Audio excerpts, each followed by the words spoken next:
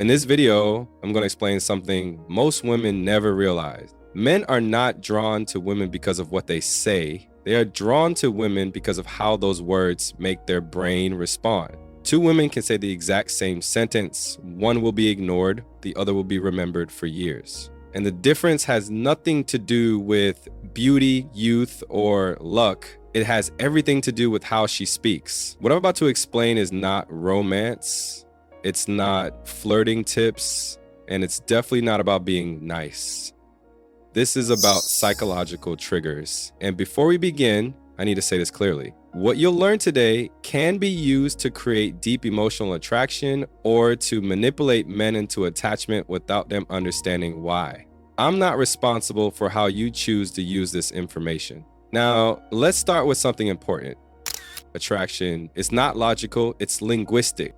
Most women believe men fall for looks, attention, availability, sexual chemistry. Those things help, but they are not what creates emotional pull. Men become drawn when their internal state changes around you, when talking to you feels different, lighter, more meaningful, slightly destabilizing. And that shift happens almost entirely through language patterns. Not what you talk about, but how you talk. The critical difference most women miss. There is a difference between a woman men like and a woman men gravitate toward. A woman men like is pleasant. A woman men are drawn to alters how men experience themselves when they speak to her. She doesn't just respond, she activates something. To understand this, you need to understand how men process conversation. How men actually experience conversations. When men talk, they are subconsciously scanning for three things. 1, status feedback. Do I feel competent here? 2, emotional safety. Can I speak freely without being corrected or judged? 3, emotional relevance. Does what I say matter to her? Most conversations fail at least one of these. Women who talk normally, unknowingly shut down these channels. Women who talk differently keep them open. And this is where the attraction begins. The hidden mechanism. Emotional spikes. Human behavior follows a baseline: tone, pace, energy, presence. Most conversations stay flat, but sometimes something causes a spike. The man leans in, speaks longer, repeats himself, gets more animated, tries harder to explain. That spike is not random. It happens when a woman's way of speaking touches a psychological opening, and the woman usually has no idea she just did it. Women men are drawn to don't perform, they position. This is where most women go wrong. They try to impress, entertain, be interesting, be agreeable. That creates attention, not attachment. The women men become drawn to position themselves differently in conversation. They speak in a way that makes men feel heard without being validated, makes men feel competent without being praised, makes men feel interesting without being admired. Yes, those are different things. Let me explain. The first speech pattern, the validation gap. Most women think men want compliments. They don't. Men crave validation without obvious validation. If you say, "You're so smart," it lands for about 5 seconds, then it dies. But if you say, "That's an interesting way to think about it," most people wouldn't see it like that. Something very different happens. You didn't praise him, you positioned his thinking as distinct. His brain interprets this as, "I stand out here." That feeling lingers. Why direct compliments are weak. Direct praise is processed consciously. Indirect validation is processed emotionally. Men forget compliments. They remember how they felt being understood. Women, men are drawn to rarely say, "You're amazing," "You're impressive," "You're special." Instead, they say things that cause men to arrive at that conclusion themselves. And the brain trusts self-generated conclusions far more than external ones. The second speech pattern, emotional permission. Most men are constantly filtering themselves. They soften opinions, they simplify thoughts, they avoid sounding too much. A woman who talks like everyone else reinforces that filter. A woman men are drawn to does the opposite. She creates emotional permission. She responds with phrases like, "Go on. What made you think that? That's actually interesting." No interruption, no correction, no judgment. This doesn't seem powerful until you realize how rare it is. Why this creates attachment. When a man feels safe to speak, free to explain, unrushed, uncorrected. His nervous system relaxes, and the brain links that relief to you, not consciously, subconsciously. He doesn't think she's doing something special. He thinks, I like talking to her. And later, I miss talking to her. The third speech pattern, controlled absence.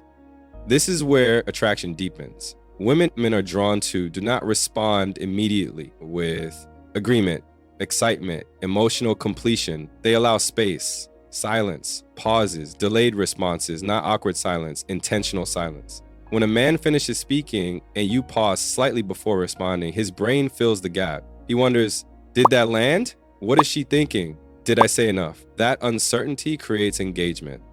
A small warning, listen carefully. This is not about playing games. This is about understanding how attention and meaning are formed. Use naturally, this makes conversations deeper. Use excessively, it creates emotional dependence. That choice is yours. Why men keep thinking about these women. Here's the part most women don't expect. Men don't become drawn because of what happened in the conversation. They become drawn because of what happens after. Their brain replays your reactions, your pauses, your phrasing, your tone. Not because it was dramatic, but because it was different. Different equals memorable, and memorable equals attachment. In the first part of this video, we talked about why men aren't drawn to words. They're drawn to how their mind feels when those words land. Now we're going deeper, because what I'm about to explain next is the part that turns interest into focus, focus into emotional investment into obsession. And most women do this accidentally without realizing why it works. The fourth speech pattern, playful understatement. Most women overreact. They praise too much, they laugh too loudly, they show too much excitement too quickly. Men don't interpret this as attraction, they interpret it as predictability. Men are drawn to do the opposite. They understate. Instead of saying, that's amazing, they say, that's actually not bad. Instead of, wow, you're really good at that, they say, you've clearly thought about this. This isn't cold, it's calibrated. And it works because understatement creates contrast. Why understatement pulls men in. Men are wired to notice discrepancies. When your reaction is slightly smaller than expected, his brain leans forward. He wonders, did I impress her? What would impress her? What does it take to move her emotionally? You didn't reject him. You didn't praise him. You left space, and space invites pursuit. The fifth speech pattern, emotional mirroring without echoing. This is a mistake most women make. They repeat what a man says in different words. That feels supportive, but it also feels flat.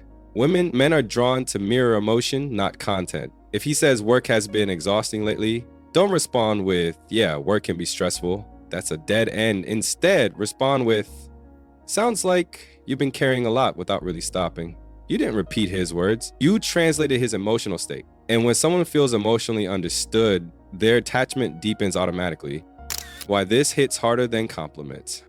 Compliments focus on traits. Emotional mirroring focuses on experience. Men rarely feel emotionally interpreted without being analyzed or fixed. When you do it calmly, without drama, without advice, without urgency, his brain flags you as emotionally safe but emotionally significant. It's a dangerous combination. The sixth speech pattern, strategic humor, not entertainment. Let's talk about humor. Most women try to be funny to be liked. Men are drawn to use humor to disrupt emotional patterns. Subtle sarcasm, dry observations, playful reframing, not jokes, perspective shifts. For example, if he says, I tend to overthink everything. Instead of reassuring him, you say, so you're basically your own worst committee. You didn't comfort him. You didn't criticize him. You reframed his flaw in a way that feels light but memorable. Humor lowers defenses. Sarcasm adds edge. Used lightly, it increases emotional magnetism. Why this makes men think about you later? Because the line replays. Not because it was hilarious, but because it changed how he sees himself for a moment. And any interaction that shifts self-perception leaves a mark. The seventh speech pattern, refusing to overexplain. This one is critical. Women, men are drawn to do not explain themselves fully. They don't justify opinions. They don't over-clarify emotions. They don't feel silence. If you say, I don't see it that way, and he asks why, you don't rush to defend. You pause and say, it just doesn't land the same for me. That's it. No essay, no emotional justification, no persuasion attempt. This signals internal stability, and stability is attractive. 5 men respect this instinctively. Over-explaining signals need for approval, fear of misunderstanding, desire to be accepted. Under-explaining signals confidence, emotional independence, self-trust. Men are drawn to women who seem emotionally complete, not emotionally eager. It's the final speech pattern, emotional scarcity. Now we arrive at the final mechanism, and this is the one that turns attraction into fixation. Women men are drawn to do not make every conversation emotionally complete. They don't resolve every tension. They don't close every loop.